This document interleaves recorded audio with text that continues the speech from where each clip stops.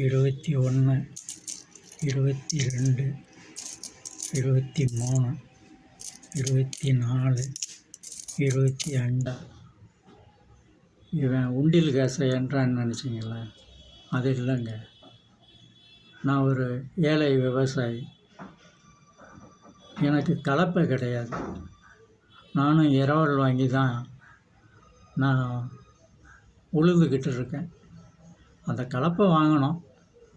அதுக்கு நான் இந்த காசை சேர்த்துக்கிட்டு இருக்கேங்க. கொஞ்சம் கொஞ்சமாக பீடி குடிக்கிற காசு.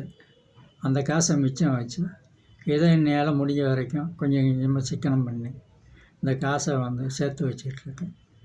அந்த கலப்பினுடைய விலை 10,000 ரூபா.